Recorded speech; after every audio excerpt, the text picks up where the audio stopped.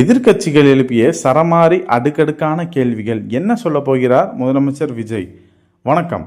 சட்டசபையில் கவர்னர் உரைக்கு நன்றி தெரிவிக்கும் தீர்மானம் மீதான விவகாரத்தில் முதலமைச்சர் விஜய் இன்று பதிலடி வழங்கப் போகிறார். முதலமைச்சர் விஜய் தலைமையிலான அரசின் முதல் சட்டசபை கூட்டம் கடந்த 18ஆம் தேதி கவர்னர் உரையுடன் தொடங்குகிறது. தொடர்ந்து நடைபெற்றும் வருகிறது. அலுவல் ஆய்வு கூட்டத்தின் முடிவில் 3 நாட்கள் கூட்டத்தொடர் நடைபெறும் என முடிவு செய்யப்பட்டுள்ளது.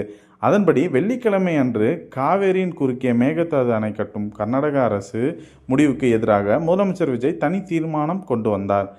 அதில் புதிய நடுவர் மன்றம் அமைக்க வேண்டும் என கோரிக்கையும் சேர்க்க வேண்டும் என எதிர்க்கட்சி தலைவர் உதயநிதி கோரிக்கை வைத்தார்.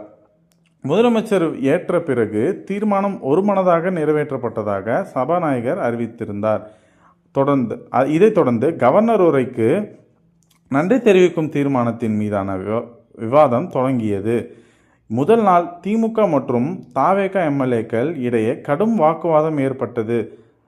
இதைத் தொடர்ந்து 2 நாட்கள் விடுமுறைக்கு பின்னர் நேற்று மீண்டும் அவை தொடங்கியது. அப்போது புதிய நடுவர் மன்றம் அமைக்க கோரியதற்கு அதிமுக உள்ளிட்ட கட்சிகள் கடும் எதிர்ப்பு தெரிவித்தனர். அந்த முடிவை திரும்ப பெற வேண்டும் என கோரிக்கையும் வைத்தனர். அதே நேரம் திருவள்ளூர் மாவட்டத்தின் தனியார் ஆலையில் அமோனியா வாயு கசிவால் வெளிமாநில ஊழியர்கள் உயிரிழந்தது குறித்து விவாதிக்க வேண்டும் என திமுக கவன ஈர்ப்பு தீர்மானம் கொண்டு வந்தது. ஆனால் அந்த விபத்து குறித்து 110 விதியின் கீழ் அரசு சார்பில் விளக்கம் மட்டுமே அளிக்கப்பட்டது. சட்டசபை கூட்டத்தொடர் தொடங்கிய போது தேசிய கீதம் 2 முறை ஒலிக்கப்படாதது ஏன்? அமைச்சரை சந்தோஷப்படுத்தி மத்திய அரசுடன் இணக்கமாக இருக்க முயல்கிறார்களா?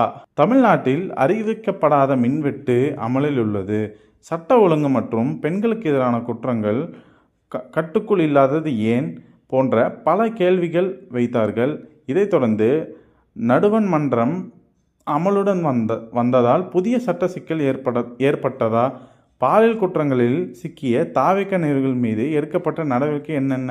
எதிர்க்கட்சி எம்எல்ஏக்கள் தவேக பக்கம் சாய்வது ஏன் என எதிர்க்கட்சிகள் பல கேள்விகள் அடுக்கி முதலமைச்சர் அதற்கு பதிலளிக்க வேண்டும் என்று வலியுறுத்தியுள்ளார். இந்நிலையில் சட்டசபையில் கவர்னர் உரைக்கு நன்றி தெரிவிக்கும் தீர்மானம் மீதான விவகாரத்தில் முதலமைச்சர் விஜய் இன்று பதிலடி வழங்க உள்ளார்.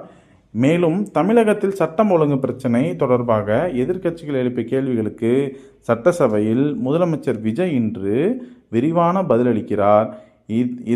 இதனிடையே சட்டசபை கூட்டத்தொடர் கவர்னர் உரைக்கு நன்றி தெரிவிக்கும் தீர்மானத்தின் மீதான நேரலை வெள்ளிக்கிழமன்று துண்டிக்கப்பட்டுள்ளது. அதற்கு நேற்று முழுமையாக ஒளிபரப்பு செய்யப்பட்டது.